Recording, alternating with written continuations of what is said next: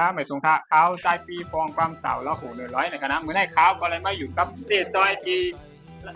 เจนของเจ๊จ้อยสาขาหนึ่งนะครับนะพี่น้องใต้ก็ไหลก็น่าจะย้ำพันเจ๊จ้อยเขาอยู่นะครับเนาะเพราะว่าเจ๊จ้อยเนี่ยเป็นผู้กล้าขายรถในเก่งใหม่ที่อันดีเลยเปิ้นเจ้าก็รถก็นำเซเปิ้นในคณะว่ารถกลับบ้านรถเก่งรถโฟวินอย่างก็มีกูเมียวในคณะพี่น้องใต้ก็เลยที่สนใจเลยก็อย่าไปลืมเจ๊จ้อยแล้วก็อย่าไปลืมปันแห้งของเพลงความของเขาเอามือหันนานก็จะออกมาปั้นในคณะก่อนที่จะกระทอมเพลงความใหม่ของเขาหรือนาเนี่ยสามารถที่จะมาด้วยปันแห้งหรือว่ามาซื้อรถจีนเจ๊จ้อยเท่าไหร่ในคณะผู้ชมค่ะ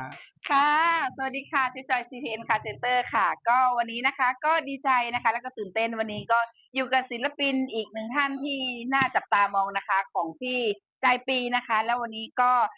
มาเจอกันร้านเจ๊จอยนะคะก็ขายรถยนต์มี3สาขาค่ะสาขาหนึ่งที่เรายืนอยู่ตรงนี้นะคะก็คือสาขาแม่โจ้ใช่ครับสาขา2ตรงข้ามวัดกุมารสาขา3หน้าหมู่บ้านขวัญเวียงหางดงค่ะใครที่มองหารถคุณภาพดีนะคะอยากไปขับขี่นะคะก็เชิญที่ร้านเจ๊จอยได้เลยค่ะเจ๊เจ๊จอยจ้อยจัดจัดให้ให้ครัค่ะบ